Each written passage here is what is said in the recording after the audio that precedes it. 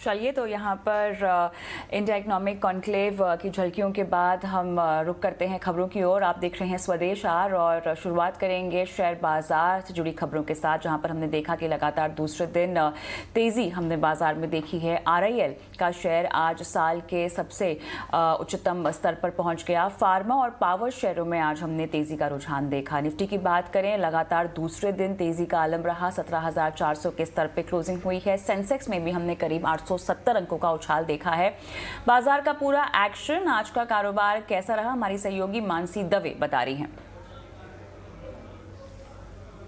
बिल्कुल, तो weekly expiry के दिन धुआंधार तेजी देखने को मिली। दिन भर बाजार में अच्छे ट्रेड्स देखने को मिले। मजबूती के साथ कामकाज हमने देखा। सेक्टर स्पेसिफिक, स्टॉक स्पेसिफिक और इंडेक्स में भी तेजी ही तेजी छाई रही और क्लोजिंग तक की तेजी जो है वो कायम भी रही। अब निफ्टी में सबसे ज्यादा तेजी वाले स्टॉक्स की अगर बात करें, हमने देखा Reliance, Infosys, HDFC bank, TCS जैसे स्टॉक्स इस सूची में शामिल थे, जहां पर सबसे ज्यादा तेजी बाजार को मिलती हुई दिख रही थी। तो कह सकते कि पुलर्स थे जो कि निफ्टी को आगे बढ़ाने में मदद कर रहे थे। ड्रैगर्स यानी कि लूजर्स की अगर बात करें, कमजोरी कहां पर हावी होती हुई दिखी? भारतीय Airtel, Tata steel, Cipla, Hindalco, JSW steel जैसे स्टॉक्स हमने देखा।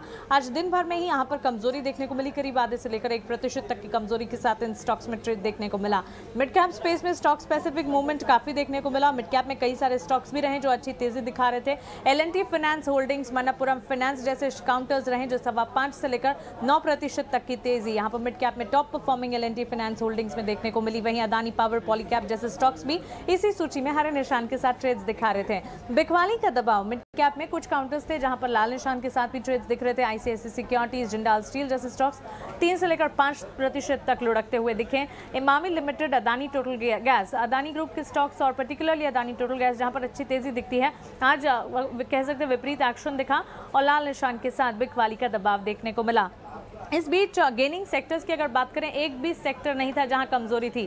तमाम सेक्टर्स, तमाम पॉकेट्स में अच्छी तेजी के बीच कामकाज देखने को मिला। शुरुआती तेजी जो सबसे ज्यादा यहां पर देखने को मिली, निफ्टी FMCG स्पेस, धुआंधार एक्शन वहां पर दिखा। उसके ठीक पीछे IT स्पेस भी अच्छी परफॉर्मेंस दिखाते हुए निजी बैंक क्षेत्र, ऑटोमोबाइल स्पेस, फाइनेंशियल सर्विसेज और फार्मा। ऑफकोर्स फार्मा पर, बायोकॉन पर नजर जरूर रखिएगा क्योंकि बायोकॉन का स्टॉक आज 6% तक बढ़त के साथ ट्रेड कर दिखा रहा था और क्लोजिंग में भी करीब 6% तक की ही तेजी देखी। और फार्मा स्पेस इन ऑल हमने देखा है स्लोली एंड इवेंचुअली एक बड़े करेक्शन के बाद अब तेजी की तरफ बढ़ता हुआ और इस बढ़ने की कोशिश में कामयाबी भी हासिल होती हुई दिख रही है। तो वीकली एक्सपायरी में निफ्टी अगर देखेंगे, हमने वहां पर 17,392 के लेवल्स पर 17,400 को पार भी कर लिया एक बार और यहां पर 17,392 के लेवल्स पर क्लोजिंग देखने को मिली। सेंसेक्स में भी अच्छी बढ़त के बीच ही कामकाज दिखा।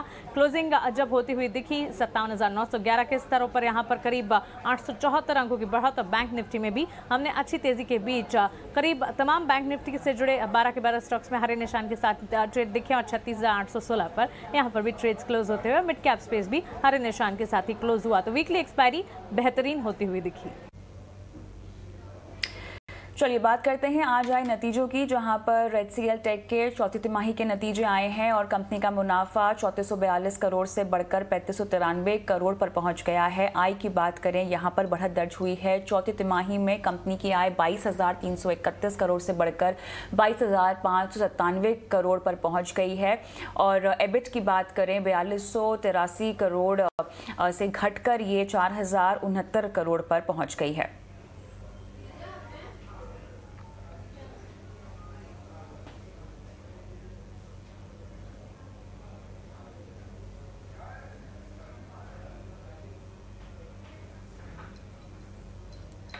And I don't want to necessarily blame people, but essentially the industry not really having forecast its requirements of talent adequately. Now, you can argue that really it was not easy for somebody to sit in 2019 and anticipate that we are going to grow at 15% in 2021, 2022, and that may be true. But I believe that with our initiatives in skilling and the significant expansion of the talent pool that we in the government are working with the industry at, we will see the talent pool expand, the supply side of the tech ecosystem expand significantly, and that may have, I hope, will have some impact on the blip that we have seen in the last 12 to 18 months on wages and essentially talent demand.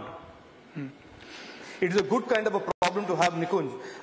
On one hand, it is a bad kind of a problem to have if you have really not forecasted and planned for the demand side of the talent. That's a glass half full approach, but I guess that is the right approach, at least given what is happening in the Indian IT sector. I'd like to draw your attention to something which we don't refer to and we don't really pat our back for it, which is the India Stack. And the readiness of India Stack and technology has been a big enabler there, whether it is UPI, Aadhaar, or success of CoWIN. Could you walk us through that, what this changes for us? Every time when we talk to global investors, they are excited, delighted, and I would also say jealous about what's happening to the India Stack and the preparedness there. No, you're absolutely right. I think one of the big changes in the narrative about India has occurred over the last 24 months. While there has always been a lot of respect for India's technology prowess, but over the last 2 years, the way technology has been deployed in the face of this pandemic and the way these public platforms that have been built up over the last few years have really become part of the solution to delivering vaccinations, to managing the healthcare crisis, and including delivering subsidies and delivering in a directed manner food to the poor, has really caught the attention of India, attention of the world. And this is even a bigger issue now for the rest of the world, as countries like the US and even countries like China are grappling and continue to grapple with the pandemic and vaccine delivery. So I think it is clear that the scale that India offers and the rapid digitization of our own societies, rapid digitization of government, and rapid digitization of consumers, and the fact that we have 800 million Indians online, that number is poised to reach 1.2, 1.3 billion Indians in the next 3 to 4 years, really makes India, which was a decade ago a consumer of technologies, now moving forward in the India's decade, as the Honorable Prime Minister refers to it, in the next 10 years, as the driver of innovation, platforms at scale. And Aadhaar, which went through many ups and downs, and then our government really deployed it in a manner very effectively, it has demonstrated what at-scale platforms can do, not just in terms of digitizing government and improving governance, but by also of creating this vibrant startup ecosystem around it. And I think that is what India today is demonstrating. This growth of our startup and innovation ecosystem and the pace at which it is growing, the scorching pace of the innovations that are coming out of the startup ecosystem, has a lot to do. And I know I'm the government, and you expect me to take some credit, and you think it will be a fake credit, but I genuinely believe that the efforts that the government has done in digitizing governance has really played an important role in the fintech ecosystem, in the many of the other startup ecosystem innovations that we are seeing today, and that the world is watching and is embracing. So while you represent the government, I'm also a journalist, so I'll have to do my dharma, which is that asking you an odd question. I'm going to quote the Niti Aayog here, which is Niti Aayog has observed that India has a large number of disparity in between internet users. While the penetration may have increased, we're talking about disparity. How can the great Indian digital revolution be complete with this kind of a disparity? No, I agree. And I think that remains one of our really, really important priorities to address this issue in the ministry and in the government. We call it our mission to connect all Indians, and not just connect Indians with a thin pipe, but giving them the bandwidth and the capacity and capability that today's Indian users deserve and are demanding. One of the most important elements of that is going to be taking the BharatNet, which is the world's largest rural broadband connectivity project, to its last mile conclusion. The Department of Telecommunication, working very closely with METI, is very, very focused on delivering that last mile rollout. We will soon have the 5G piece coming out that will overlay what we already have in 4G and bring the added, broader pipelines for the consumers. So I think we have, in a way, the broadband piece, the fixed broadband piece, the wireless broadband piece, the cloudification, and we are announcing a national data center and cloud policy that will bring the third element of digitizing Indian consumers and digitizing the Indian economy, or accelerating the digitization of the Indian economy to play. So I think all of this, plus the fact that we are working on ways of making sure that the internet is more inclusive by allowing multiple language access to search engines and browsers, which currently limits only English users and in some parts Hindi users to access the internet, and therefore requiring intermediation. So we have a broad strategy which consists of these 4 or 5 parts, and we are very focused on it. And I believe that this point that you make about having internet of 2 classes in this country, I think that will, in a sense, be replaced by a really common level of basic minimum service quality for all the internet consumers. And frankly, it is a need of the hour, because as the digitization post-COVID of the Indian consumer is accelerating, just like the world's consumers are, the demand is on for better pipes and better bandwidth and better throughput. We're talking about Atmanirbharta, but is Indian IT and the telecom sector really Atmanirbhar when it comes to hardware? We still are dependent on global support and global companies to drive our internet backbone or telecom backbone.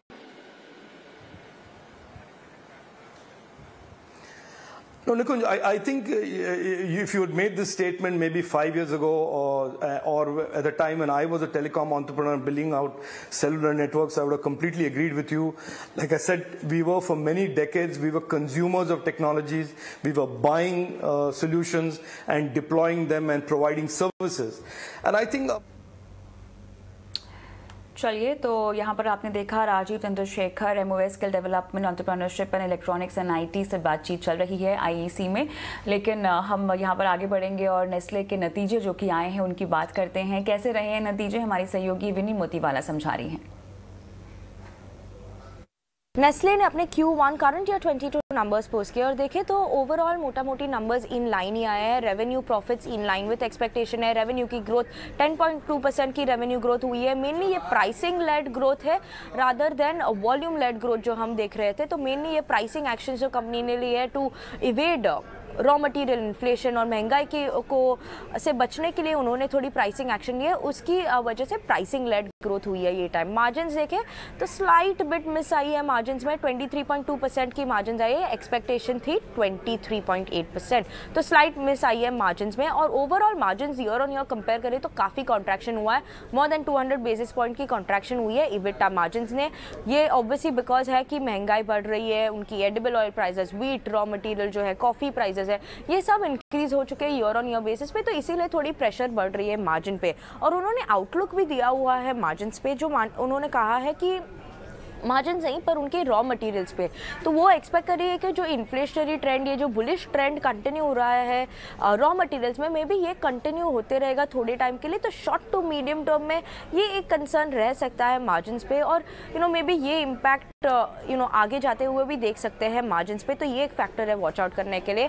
Category wise की बात करें तो noodles में काफ़ी strong momentum देखा गया है। Out of home consumption despite third wave भी अच्छी आउट ऑफ होम कंजम्पशन की परफॉर्मेंस काफ़ी अच्छी रही है।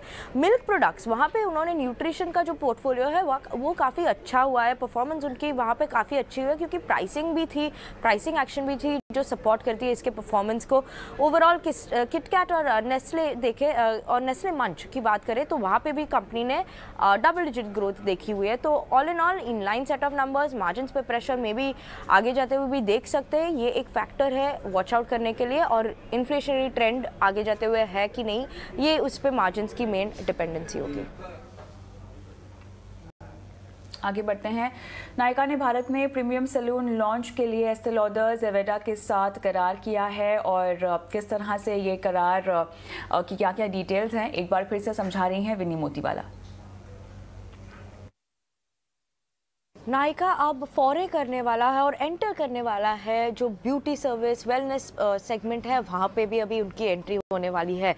नायका ने पार्टनर किया है एस्टे लॉडर के अवेडा के साथ, जो लॉन्च, ये दोनों कंपनी मिलके लॉन्च करने वाली है प्रीमियम सैलून इंडिया में। और उनका जो पहला सैलून होगा, जो फर्स्ट वाला होगा, वो होगा मेनली बेंगलुरु में, जहाँ पे उनकी लॉन्च होने वाली है। और फिर आगे जाते हुए ये साल में वो और 2 सैलून की प्लानिंग भी कर रहे हैं ओपन करने के लिए इंडिया में। सो ये प्रीमियम सैलून होगा, लग्जरी प्रोफेशनल सैलून होगा, जो प्रोवाइड करेगा hair care services among other services.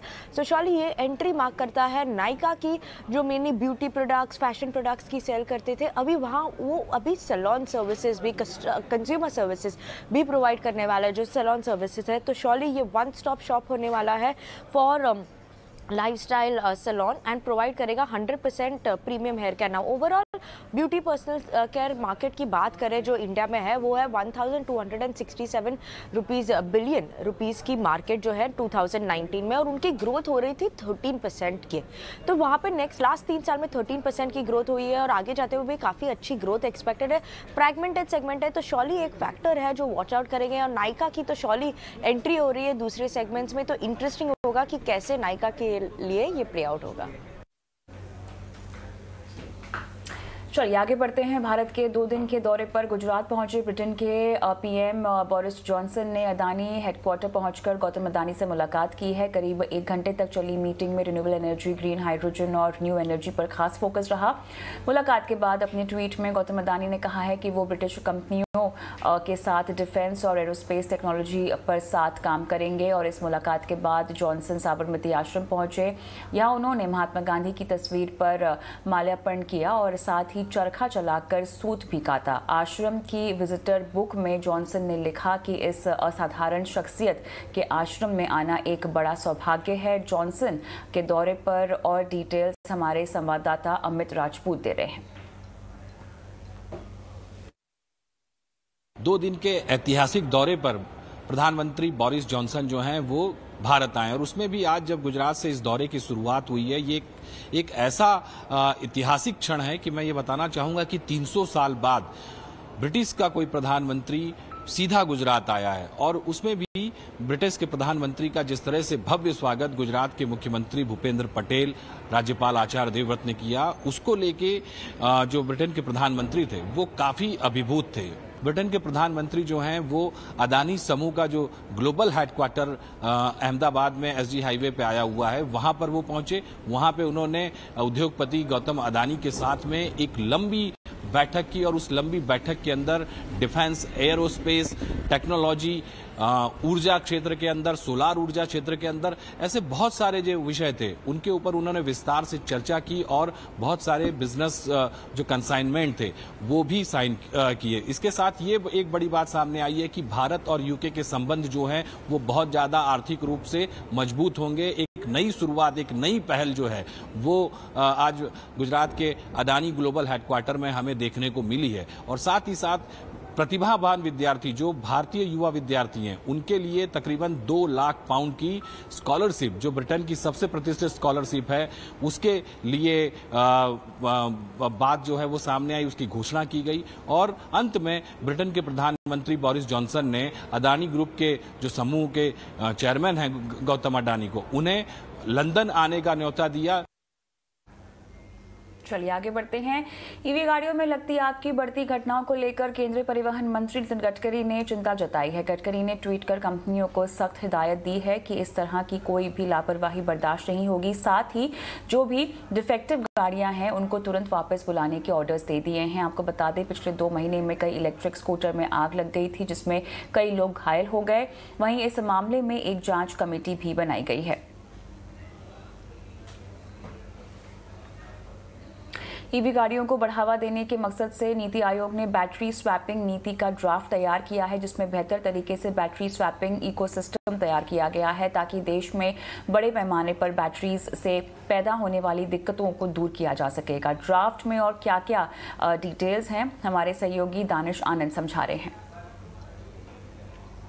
देखिए, नीति आयोग ने ड्राफ्ट बैटरी स्वैपिंग पॉलिसी को रिलीज करा है और इस ड्राफ्ट के जरिए नीति आयोग ने काफ़ी ऐसी अहम बातें इसमें लिखी हैं जिसके जरिए देश में ईवी के अडॉप्शन को कैसे बढ़ाया जा सके उसको लेकर काफ़ी सुझाव दिए हैं। सबसे पहले नीति आयोग ने सजेस्ट करा है कि जो बैटरी स्वैपिंग पॉलिसी जो होगी ये फेज वाइज इसको देश में इंप्लीमेंट किया जाएगा। जो पहला फेज होगा उसमें मेजर मेट्रोपॉलिटन सिटीज़ और वो जगह है जहाँ पर 40 लाख के ऊपर पॉपुलेशन है, वहाँ पर इस पॉलिसी को इंप्लीमेंट किया जाएगा। और सेकेंड फेज में जो स्टेट कैपिटल्स हैं, मेजर स्टेट कैपिटल्स हो गए या जो यूनियन टेरिटरीज के हेडक्वार्टर्स हो गए, वहां पर जहां पे भी पॉपुलेशन 5 लाख के ऊपर है उधर सेकंड फेज को इंप्लीमेंट किया जाएगा। पॉलिसी के अकॉर्डिंग ये सजेस्ट किया गया है कि चाहे जो भी इलेक्ट्रिक व्हीकल हो, चाहे वो बैटरी के साथ गाड़ी आ रही हो या विदाउट बैटरी गाड़ी आ रही हो, उसको सेम तरह का इंसेंटिव दिया जाए, ये नीति आयोग ने सलाह दी है। इसके अलावा नीति आयोग ने सबसे बड़ी रिलीफ एक और दी है। नीति आयोग का ये सुझाव है कि जहाँ तक बैटरी स्वैपिंग स्टेशन की बात आती है उसको कोई भी कहीं पर भी सेटअप कर सकता है, कोई भी एंटिटी या कोई भी सिंगल पर्सन उसको अपना प्रॉपर वो एक स्वैपिंग स्टेशन को बना सकता है, लेकिन उनको कुछ सर्टेन टेक्निकल चीज़ों के पैरामीटर्स को पूरी तरह से फॉलो करना होगा। तो ये जो दो मेजर चीज़ें नीति आयोग ने अपनी ड्राफ्ट पॉलिसी में डिस्कस करी हैं। इसके अलावा नीति आयोग ने ये सुझाव भी दिया है कि जो भी जीएसटी की बात आती है, जीएसटी में भी किसी भी तरह का फेर बदलाव ना किया जाए। अगर गाड़ी आपको बैटरी के साथ आ रही है या विदाउट बैटरी गाड़ी आ रही है उस पर भी जीएसटी सेम चार्ज होगा। और सबसे मेजर एक सजेशन जो नीति आयोग ने दिया है वो ये दिया है कि जो भी अब गाड़ी लॉन्च अगर होगी उसको विदाउट बैटरी पैक भी लॉन्च किया जा सके, यानी कि आप विदाउट बैटरी भी उस गाड़ी को खरीद सकते हैं। तो इससे क्या होगा कि जो गाड़ी का जो टोटल कॉस्ट होगा, कॉस्ट ऑफ ओनरशिप होगा, वो कम हो जाएगा। तो ऐसे कुछ सुझाव हैं जो नीति आयोग ने दिए हैं और इस पे जो स्टेक होल्डर सजेशंस हैं वो 5 जून तक सबमिट किए जा सकते हैं और उसके बाद ये पॉलिसी को एक फुल फ्लेजेड फॉर्म में हम बाहर आके निकलते हुए देख सकते हैं। देश में कोरोना के मामले फिर से बढ़ने लगे हैं। इसे देखते हुए कई राज्य सरकारों ने मास्क समेत कई पाबंदियों को फिर से लागू कर दिया है। क्या है देश में कोरोना के ताजा हालात, जानने के लिए देखिए ये रिपोर्ट।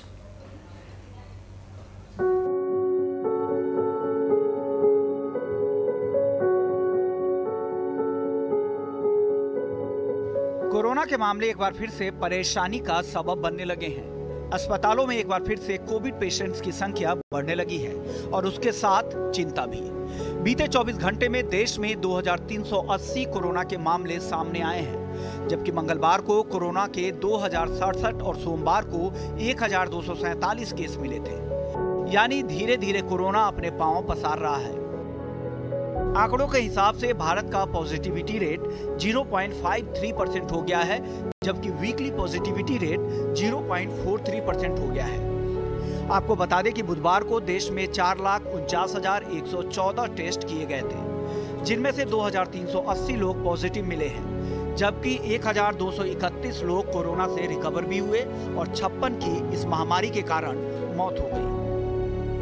यहाँ ध्यान देने वाली बात यह है कि देश की राजधानी दिल्ली में कोरोना के सबसे ज्यादा केसेस मिल रहे हैं। बुधवार को राजधानी में कोरोना के 1009 मामले सामने आए हैं, जिसमें एक शख्स की मौत भी हो गई है। चिंता की बात यह है कि 10 फरवरी के बाद राजधानी में एक बार फिर मामले 1000 पार हुए हैं, जबकि मंगलवार को दिल्ली में कोरोना के 601 मामले दर्ज किए गए थे और सोमवार को 501 मामले सामने आए थे।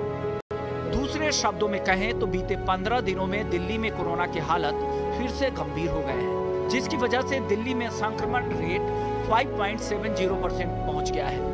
विश्व स्वास्थ्य संगठन की माने तो 5% से ज्यादा पॉजिटिविटी रेट चिंताजनक है, यानी दिल्ली की हालत वास्तव में चिंताजनक है। दिल्ली के बाद सबसे ज्यादा दिल्ली से सटे हरियाणा से मिलने की बात सामने आई है। हरियाणा में बीते 24 घंटे में 310 केसेस सामने आए हैं, जिनमें से 125 केस अकेले गुरुग्राम में दर्ज हुए हैं। इसके साथ ही हरियाणा में एक्टिव केसेस की संख्या 1252 हो गई है। ध्यान देने वाली बात यह भी है कि कोरोना की बढ़ती सुगबुगाहट के बीच दिल्ली, हरियाणा, यूपी समेत कई राज्य की सरकारों ने एक बार फिर से मास्क लगाना अनिवार्य कर दिया है। दिल्ली एनसीआर के अलावा महाराष्ट्र में भी फिर से कोरोना के केसेस सिर उठाने लगे हैं। स्वास्थ्य मंत्रालय के आंकड़ों के मुताबिक महाराष्ट्र में बुधवार को 162 नए मामले सामने आए हैं, जिसमें से 32 लोग कोरोना से ठीक हुए हैं। महाराष्ट्र के अलावा कर्नाटक और तमिलनाडु में 61 और 31 मामले दर्ज हुए हैं। यानी कोरोना एक बार फिर से पूरे देश में दबे पांव घुस रहा है। ये हालात तब है जबकि अभी राज्य सरकारें टेस्टिंग अग्रेसिव तरीके से नहीं कर रही है। कोरोना से लड़ाई भयंकर रूप धरे उससे पहले जरूरी है पाबंदियों के साथ टेस्टिंग को बढ़ाया जाए। ईटी नाउ स्वदेश। कोरोना के बढ़ते मामले को देखते हुए अब पंजाब में भी मास्क लगाना जरूरी कर दिया गया है। हालांकि मास्क नहीं लगाने पर फिलहाल कोई जुर्माना लगाने का फैसला नहीं किया गया है। कोरोना के खतरे को देखते हुए पंजाब की भगवंत मान सरकार ने लोगों को भीड़ भाड़ वाली जगहों पर मास्क लगाने की हिदायत दी है। पंजाब सरकार की ओर से जारी बयान में कहा गया है कि पब्लिक ट्रांसपोर्ट, ट्रेन और टैक्सी का इस्तेमाल करते हुए भी मास्क लगाना जरूरी है। इसके साथ ही क्लासरूम और ऑफिस में भी मास्क लगाना जरूरी कर दिया गया है।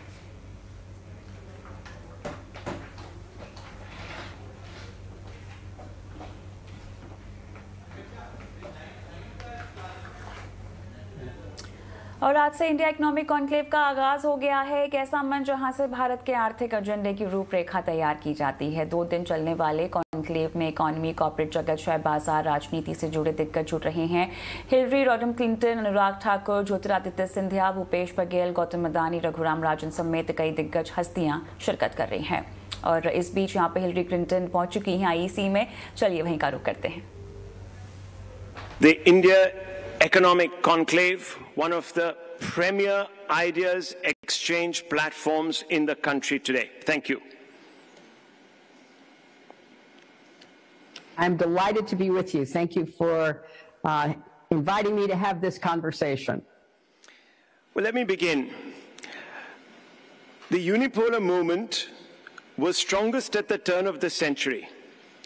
Secretary Clinton, America was dominant. It drove the globalization story, leading to an era of unprecedented economic and technological growth. Now, I want to ask you this because you contested an election where this became a bit of an issue. Has the American voter betrayed US commitment to globalization by forcing successive administrations to retract, albeit subtly, from the global stage? That's an excellent question, and I think it's a question that applies not only to the United States, but probably to the entire world right now. I think that voters in the United States and in other democracies have been somewhat concerned by the pace of globalization and by the lack of support for those who are left behind. You know, globalization favors people who are well-educated, who are globally inclined, who are mobile in the economy, and we haven't done enough to support those from all walks of life, from urban and rural settings, who have not been as comfortable moving into that globalized economy and society. So I do think we have to pay close attention. That doesn't mean that people want to give up their technology. They're not going to throw away their smartphones. They're not going to give up the chance to travel and learn about different countries and cultures. But they do require, I think at this time, from leaders, a sense that, you know, we know that this has been harder on some people than on many others. And let's try to figure out how we can make it more of a win-win future. Well, we're living in unprecedented times. We've had some global events which have perhaps reshaped our view of the world we want to inherit. There are also autocracies that are pushing the envelope. There are democracies that are standing for free world, open world order. But what we also see in our own backyard are countries like China that have managed to deliver, despite being closed democratically really, very rapid growth to their citizens. Let me tell you, in 1990 we were almost at par, India and China. But we've had successive waves of elections, we've had coalition governments, we've had obviously contingencies because of those coalition governments. I want to ask you, are democracies at a disadvantage in propelling rapid economic growth within their states? I don't think we are at a disadvantage because, of course, I can look at your country and see an explosion in the middle class that has occurred since 1990. But in all of our democracies, particularly the largest, India, the oldest, the United States, we haven't done enough to make sure that everyone is benefiting. And that is what we have to turn our attention to.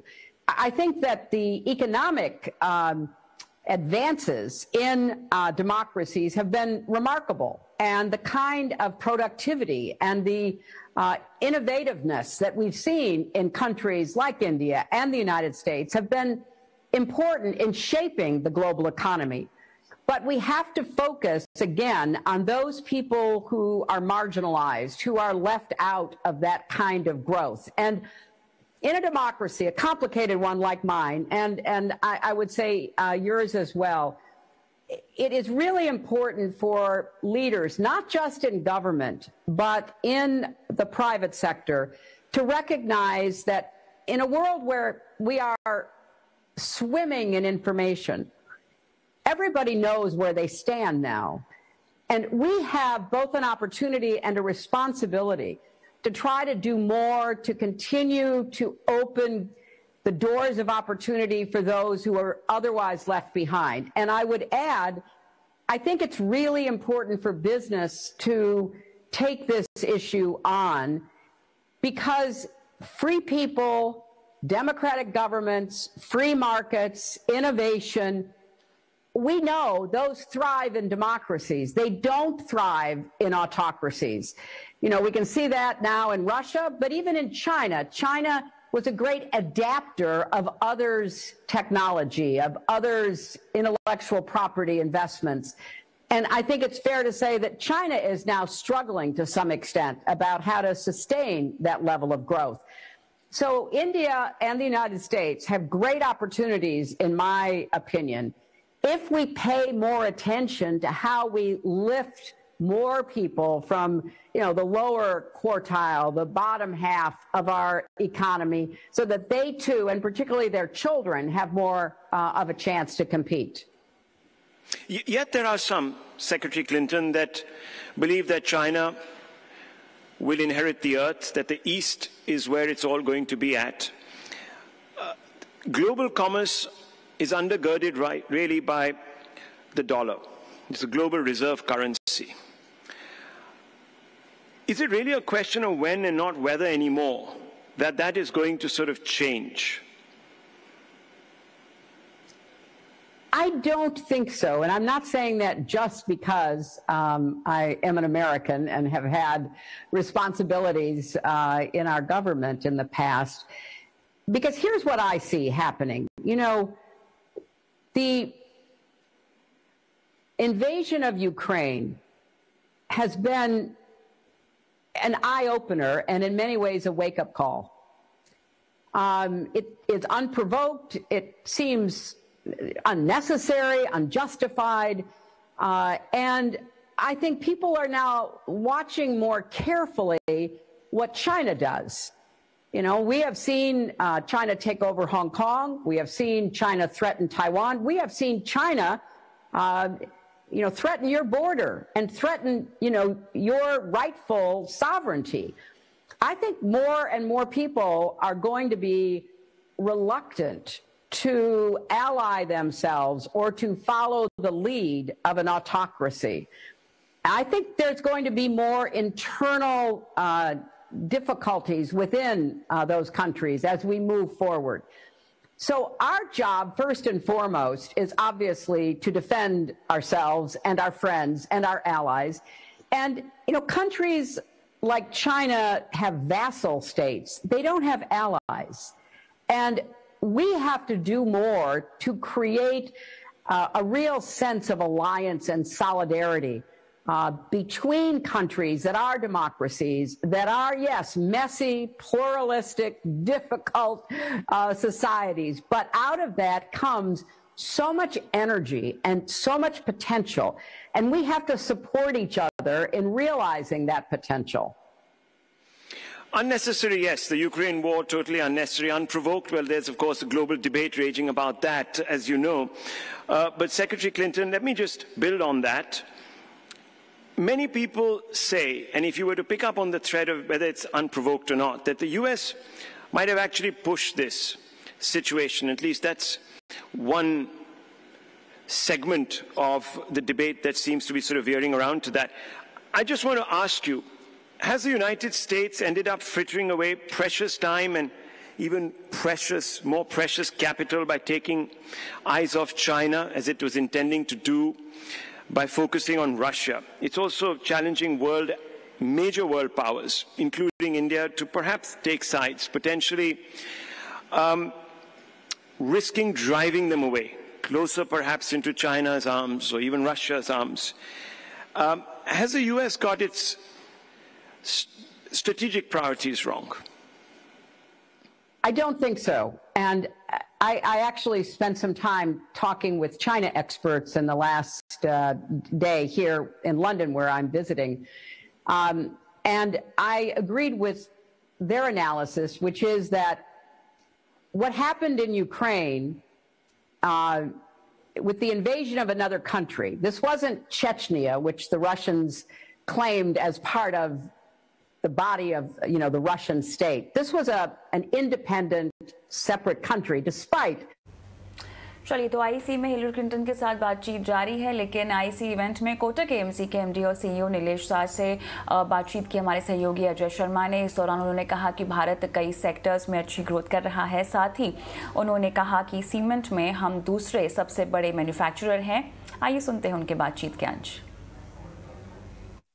मैं आपसे ये पूछना चाहूंगा, आपने काफी interaction सुने भी होंगे, the great Indian democratic dividend. अभी तक हम एक डेमोग्राफिक डिविडेंड की बात करते थे इतने सालों में, लेकिन जिस हिसाब से इंडिया एक ग्लोबल प्लेटफॉर्म पे भी इमर्ज कर रहा है एज अ कंट्री, आप विदेशों में घूमते हैं, आप दुबई में रहते हैं, आपके पास एक थोड़ा एक वेंटेज पॉइंट से व्यू है इंडियन इकोनॉमी का और इंडिया एज अ कंट्री का। आपका क्या थॉट है इस पर? तो मेरा ये थॉट है अजय, के दुबई में रहने के कारण मैं कई विभिन्न देशों के लोगों से रेगुलरली मिलता हूं, यानी एक बड़ा एडवांटेज है एक इंटरनेशनल सिटी में रहने का। और इससे पता चलता उन देशों में क्या रहा है। फॉर एग्जांपल रशियन से मिलता हूं तो रशिया के बारे में मालूम चलता है, जर्मनी के बारे में मालूम चलता है, जर्मन से, चाइनीज बहुत आ गए तो उनसे मालूम चलता है। सारी बातों के बाद ये समझ में आता है कि हम कितने लकी हैं कि हम इंडिया की हमारी पैदाइश है और हम इंडियन हैं। क्योंकि आज जो दुनिया में जितनी उथल पुथल हो रही है और आगे भी लगता नहीं कितनी जल्दी खत्म होगी, एक let's say safe haven type का एक एटमॉस्फेयर हो गया हिंदुस्तान में कि ये कंट्री कभी दूसरों के साथ ज्यादती नहीं करता, कभी दूसरों के टेरिटरी में नहीं घुस जाता, कभी अनाप शनाप वॉर नहीं कर देता। एक पीसफुल देश है, एक डेमोग्राफिक कंट्री है जहां पर कि एक रूल ऑफ लॉ है। ये मतलब ये नहीं है कि आज कोई टॉपल हो जाएगा, ये आदमी दूसरा बंदा आ जाएगा। तो ये कंटिन्यूटी जो है हमारी डेमोक्रेटिक जो ट्रेडिशन की और उसके चलते जो चीजें होती हैं, उसका जो एक वैल्यू आज मुझे नजर आता है। जब मैं इंडिया के बाहर बैठता हूं तो ज्यादा मुझे नजर आता है। इंडिया में रह के तो हम कई बार टेक फॉर ग्रांटेड करते हैं, बट कहीं बाहर रह के आप अंदर देखो और कंपैरिजन के हिसाब देखो तो नजर आता है कि हम कितने फॉर्चुनेट हैं, हम कितने नसीब वाले हैं कि हमें इंडिया की एक डेमोग्राफिक डिविडेंड जो हमें फॉर्चुनेटली मिल गया ब्रिटिश के जाने के बाद, and which we have continued and made it stronger. ये कितना महत्वपूर्ण चीज है हमारे लिए, जो कि अब डेमोक्रेटिक डिविडेंड भी बनता जा रहा है धीरे धीरे, क्योंकि एक स्टेबल गवर्नमेंट है वो। जी। दूसरी बात, क्योंकि हमने देखा ये कि अभी बहुत सारी कंपनीज ने, वेस्टर्न कंपनीज ने बहुत सारे कॉन्फ्लिक्ट के चलते, डर के मारे या कॉशियस होने की वजह से बिजनेस स्टॉप किया उस रीजन में, यूक्रेन, रशिया। इससे पहले हमने कुछ गवर्नमेंट पॉलिसीज के चलते क्रैकडाउन में चाइना में बहुत कंपनी को पुल आउट करते हुए देखा, जो भी रीजन की वजह से।